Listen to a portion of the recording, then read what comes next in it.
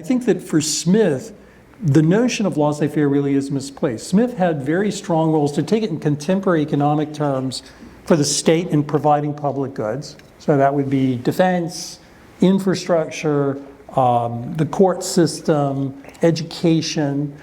I would argue if you overlay the theory of moral sentiments onto Smith's arguments, everything I just said is from Wealth of Nations. But if you layer it on top, I think it's very much about ordinary people's ability to compete in society as well. Those are essential state functions, I think, in Smith's view, where liberalism, which is Smith and other classical thinkers like Ricardo, fade away, is more in the 20th century. Friedman, Hayek are very much sort of markets as a kind of sola scriptura, and that is really not where Smith started. Another thing that's important for Smith is competition.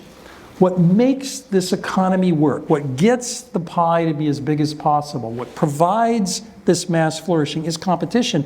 Smith was very cynical about business people. He didn't know about MBAs, so he wasn't directly cynical about you, but he was cynical about business people because he said, whenever there's a group of business people gathered together, it's probably, I don't remember the exact words, but conniving to cheat the public, price fixing and things like that. So Smith was very focused on competition, and I would guess if he were here today, I doubt he would be a Lena Khan fan, but he might very well support pro-competition. There's a name we haven't brought up, and I think we need to bring him up, and it's Marx, and how he stands in relation to Adam Smith. It's so interesting because people think of Smith and Marx as these countervailing forces. Marx very much is building on Smith. Yeah. In fact, Marx had enormous admiration for the economy that Smith talked about as a machine for generating wealth.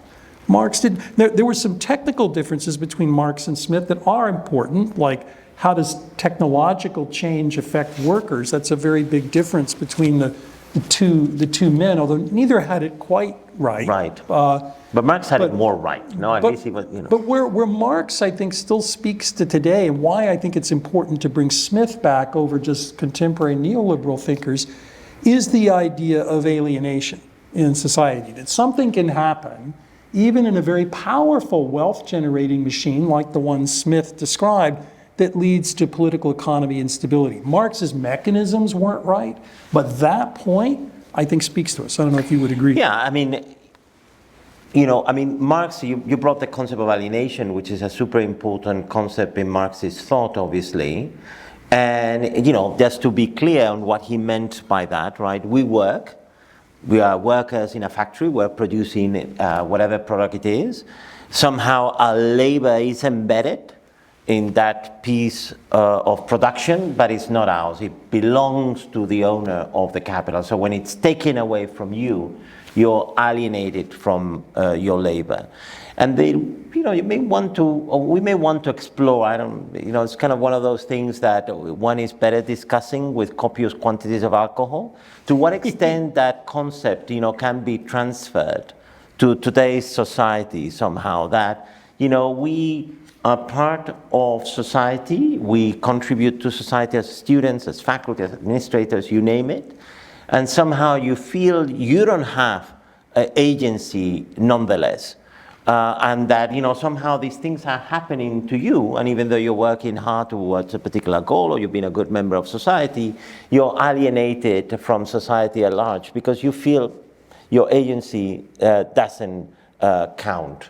And that's an important idea, that somehow when you, and I think it's something that we need to explore as economists and social scientists, right?